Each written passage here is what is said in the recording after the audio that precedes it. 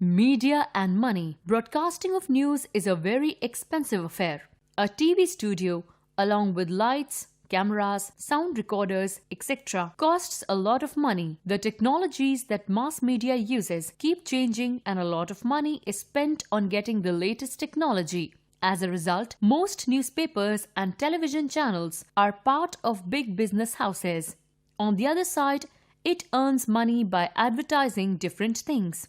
You must have noticed the number of advertisements that you have to see while watching any television programs. Right to Information Act 2005. Right to Information Act 2005 has been enacted by the Government of India to provide right to information for citizens. It implies that people have the right to know everything that affects their lives. This act was passed to secure access to information under the control of public authorities.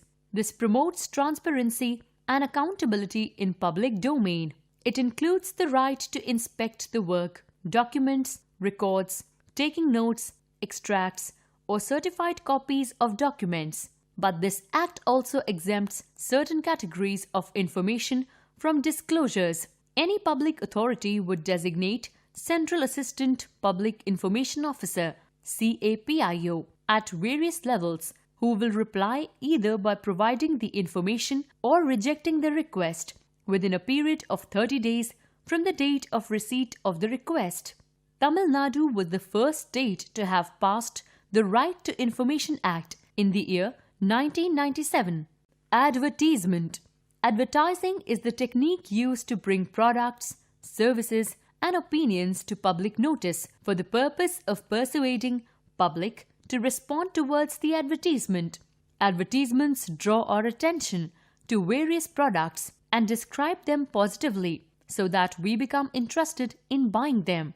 Advertising has become an important industry and has changed completely under globalization. The headline of an article in Times of India once stated that children are the new consultants on home consumption, says new study. The report further stated that 87% of the children spend time watching television and 66% of them have a brand preference. According to this report, they make decisions on durables, holidays, and even insurance policies. TV is their prime source of knowledge. Advertisement, thus, have come to educate more than anything else in an age of consumerism. Promoting sales is the most important motive of a large enterprise. It adopts various methods to attract consumers to buy more and more commodities or products manufactured by it. Advertisement is the method through which this goal is achieved. In modern times, the competition is very tough as there are various brands in the market struggling to capture consumers' attention. Advertising serves to create a demand for the product for which it wants to generate a market. Many companies expand business by creating new markets and expanding it in rural areas. They also ensure that demand for their goods does not become weak and continues to exist over a longer period of time. It establishes a relationship between the consumer and the company. Advertising simplifies the choice of consumers and makes consumers aware of several brands available in the market. They make them conscious about the price and the special features on various products. Hence, they can make a decision more easily about the product they wish to buy after doing a comparative study of all the goods. Producers know that they must maintain the quality of their product if they want a steady demand for their articles. Therefore, consumers get good quality products at fair price, brand values and social values. Advertisements have become an integral part of our social and cultural life. We often judge people according to the brand of the products they use. Branded dals cost much more than dals that are sold loose in the market, as it includes the cost of packaging and advertising, and many people cannot afford them. However, because of the advertisement, people who cannot afford branded dal begin to feel that they are not treating their guests properly. Gradually, they may come to believe that only branded dals are good and would want to buy the dal that comes in a sealed pack rather than that which is sold loose. Sometimes, similarly, Sometimes personal sentiments and emotions are utilized in promoting particular brands. It can be seen in the Care soap advertisement. As a mother, if you want to show that you care for your child, then you should buy this expensive soap. The advertisement tells the mother that her love and care is best shown by using this particular brand of soap. Mothers begin to feel that using this soap is a sign of how much they love their child. In this way, advertisement uses mothers' emotions to sell expensive soaps. Mothers who cannot afford these expensive soaps begin to feel that they are not giving their children the best care. Often our favorite film stars and famous cricketers also try and sell products to us through advertisements. As our heroes tell us that a product is worth buying, we may feel tempted to buy these products. Moreover, advertisements often show us images of lifestyles of rich people and seldom show us the reality of people's lives that we see around us. Consumerism. Advertising creates a demand for the product by making consumers aware that it is available in the market. It often identifies a unique selling proposition, USP, of a product and tries to communicate it with the users. Retailers do not have to bother about providing storage facilities. Besides, they get immediate returns on the money they invested. Since goods are manufactured on a large scale, the cost per unit of manufacturing a particular good is reduced.